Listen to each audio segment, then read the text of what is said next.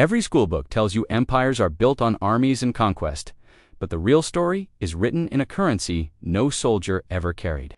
For over 500 years, Rome didn't just conquer the world, it financed it. We see the legions, the marble monuments, the vast roads. We're told it was brute military force. But that's the illusion. The hidden engine of Rome's dominion wasn't found in the heat of battle, but in the cold calculus of the ledger. The mystery is this: how did a city-state with a primitive treasury fund, a perpetual war machine across 3 continents, how did it pay legions thousands of miles from home for centuries without modern banks or printing presses?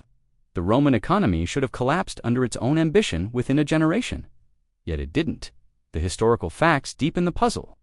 First, Rome's early coinage was so crude and debased that neighboring kingdoms refused to accept it. Second, at the peak of its crises, Rome's government debt would have dwarfed that of modern nations relative to its size. And third, the empire's final collapse in the West coincided not with a great military defeat, but with a complete loss of faith in its money.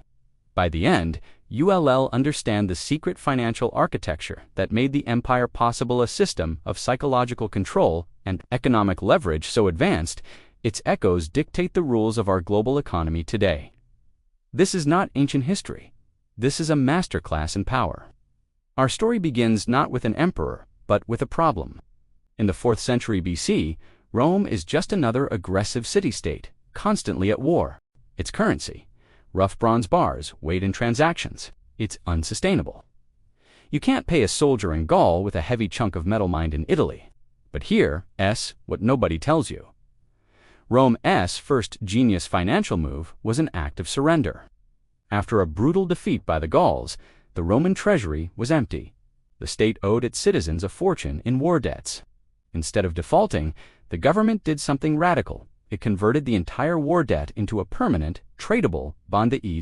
Citizens became creditors. The state's survival became directly tied to their personal wealth. A national crisis was transformed into a unifying financial instrument. The real innovation came next. Rome introduced the denarius, a silver coin of reliable purity. But its purpose wasn't just trade, it was taxation. Rome would conquer a territory, then immediately impose a tax payable only in Roman denarii. How do the conquered get the coins? By providing goods, resources, and labor to the Roman legions and officials stationed there. The money they paid right back to their occupiers. It was a perfect, self-funding loop of control. But this was only the beginning. So how did this system actually work at scale? Let's follow the silver. Mines in Spain and Greece, worked by slaves, produced the raw bullion. The Roman state minted it into coins and paid its legions. Those soldiers spent coins in the provinces for food, wine, and shelter. Local elites, now holding Roman currency, used it to pay their Roman taxes and to buy status symbols from Rome: fine pottery, olive oil, legal privileges. But the real power was in the coin itself, which is in the credit that flowed around it. Roman bankers, the argentari, operated from forums across the empire. A merchant in Alexandria could deposit coin, receive a wax tablet credit note, and have his agent in Londinium withdraw the value, a primitive but devastatingly effective hawala system. This meant Roman capital could move faster than any army, greasing the wheels of integration. Who paid the cost? The conquered provinces drained of their resources for coin to pay taxes, and the Roman people themselves through inflation. Because when emperors like Nero faced shortfalls, they did what all states in a pinch do. They debased the currency. Shave a little silver from each coin, mix in more copper, and mint more of them. The face value remained, but the real value, the trusts, slowly bled away. Yet the real power lay elsewhere. Who truly controlled this system?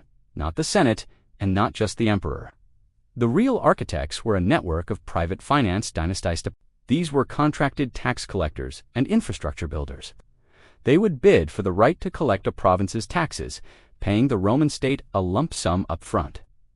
Then they would descend on the province and extract whatever they could, keeping the difference. It was franchised exploitation.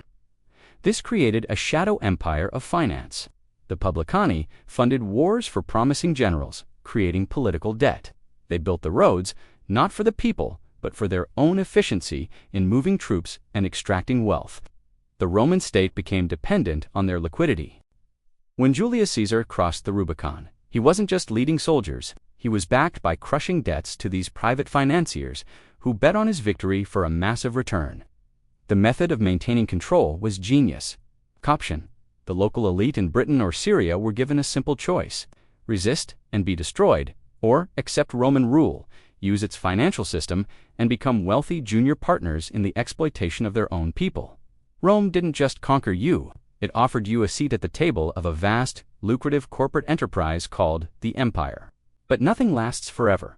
The breaking point came in the 3rd century AD. The empire was under attack on all frontiers. Emperors needed more soldiers, more silver, more everything. Their solution? Accelerate the debasement.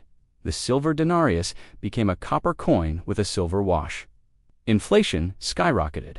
Barter returned. The government, desperate, began demanding taxes in kind grain, oil, and leather, admitting the money was worthless. And here's the crisis moment, when Emperor Diocletian tried to command control with his infamous edict on prices, capping the cost of thousands of goods. It was a desperate attempt to impose order on an economic reality that had escaped the state's grasp. It failed utterly. The edict's stone inscriptions stand today as monuments to the futility of trying to legislate trust. The financial network, the very thing that built the empire, had seized up. The human cost was catastrophic. Cities emptied. The middle class, those who held wealth and coin, were wiped out. Power retreated to fortified villas, a preview of the feudal age. The army itself had to be paid in land and food, creating warlords whose loyalty was to their troops, not to Rome. And the pattern didn't stop there. The system didn't die. It evolved. In the Eastern Roman Empire Byzantium, they learned Rome's lesson the hard way. Emperor Constantine introduced a new hyper-pure gold coin, the slidus.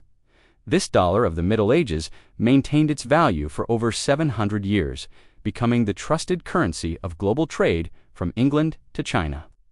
It was a direct, conscious reaction to the inflationary collapse of the West. But the true legacy is in the patterns.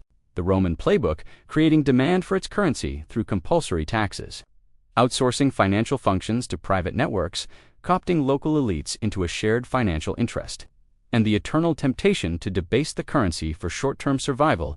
This isn't just ancient history. It's a recurring blueprint. Sound familiar? Think about it. A dominant power issues the world's reserve currencies, the denarius, then the dollar today. Global trade is conducted in it. Allies and adversaries alike need it for essential transactions, binding them into the system. Private financial networks, the publicani, then. Global investment banks today execute the complex mechanics of capital flow, gaining immense power. And here's the modern parallel. Just as Rome demanded taxes in its own coin, creating artificial demand, what is the petrodollar system if not a 20th century echo? Critical commodities are priced and traded in the dominant currency, ensuring perpetual demand, and the cooption of local elites. It's the standard playbook of globalization. Offer access to capital markets and luxury goods in exchange for alignment. The cycle of debasement is the most persistent pattern of all. Rome clipped coins, kings clipped coins. Today, we call it quantitative easing or running the printing press.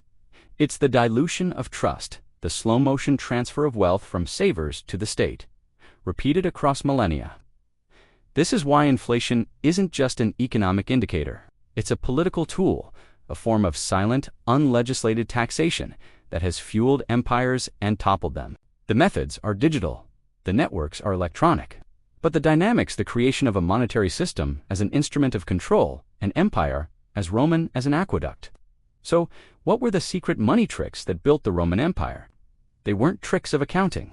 They were 3 fundamental levers of power. First, monetary imperialism, forcing your currency into circulation through conquest and compulsory taxes. Second, financial network sovereignty, letting private capital build and manage the system, making its success your own. And third, the debasement escape hatch, the temporary toxic relief of diluting your own promise to pay. The final, provocative insight is this. Rome's empire wasn't defeated by a superior financial system. It was defeated by its own failure to uphold the very trust it so brilliantly engineered in the first place. They mastered the science of monetary control, but forgot the art of maintaining its legitimacy. The methods change, the patterns don't. the real history of power is always, ultimately, a history of finance. If you want to understand how the next global reserve currency might rise from the digital frontier and what that means for the future of power, subscribe, because next week I'm revealing the hidden financial war already being waged inside the world of cryptocurrencies, and how it mirrors the battle for control of the ancient Roman mint.